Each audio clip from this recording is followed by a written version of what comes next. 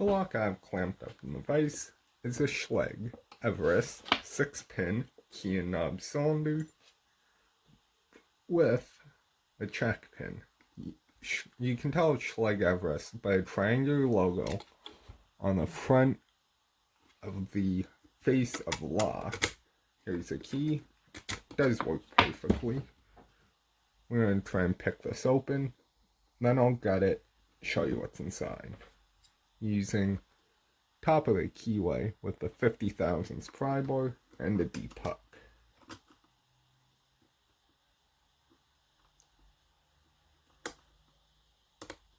Oops.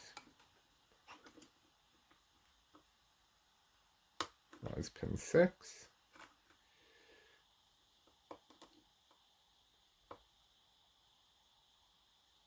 It's pin 3.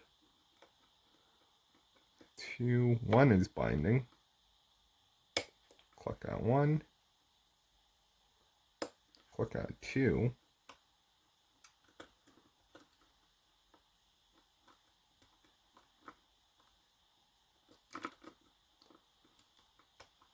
Next binding pin here.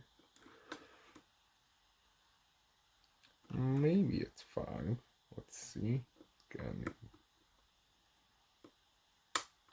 It was pin 5. And we got a slight turn of the cord. Now, this tool I made goes in the right hand side of the keyway, just under that little ledge. You rock it up and down. Lighten up your tension a little bit. Rock it up and down. And it will lift that check pin out of the way, and the lock will open. So, as you can see, not too terribly hard to pick, just a little different. Let's take out a vise, and got it so you can see exactly what's inside. To get this, we're going to need following our key, tweezers, and a way to remove the clip off the lock.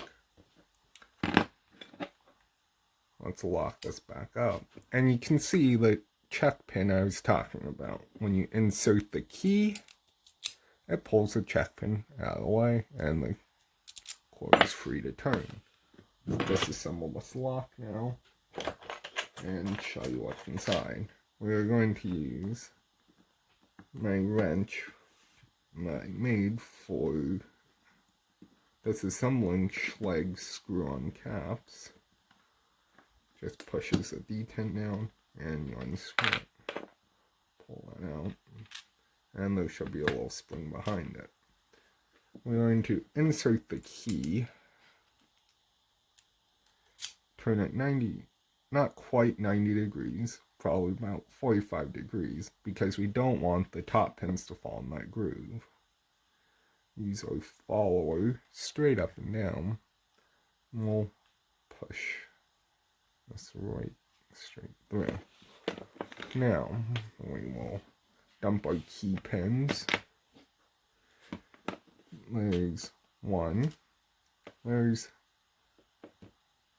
2, there's 3, there's 4, there's 5, and there's 6.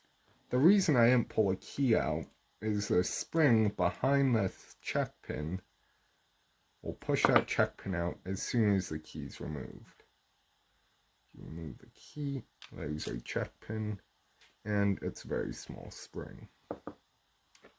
We will now remove the top pins once I get these key pins orientated correctly.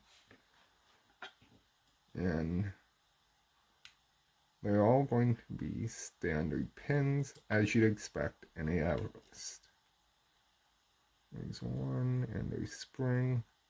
There's 2, and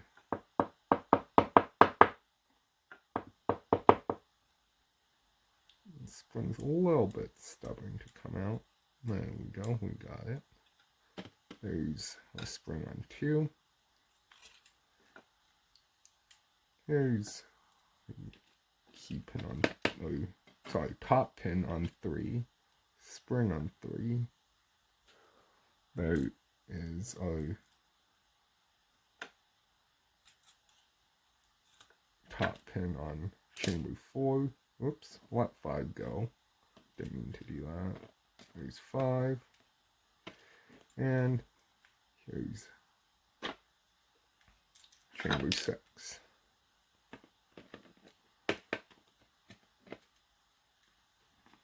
All standard pins, as you'd expect.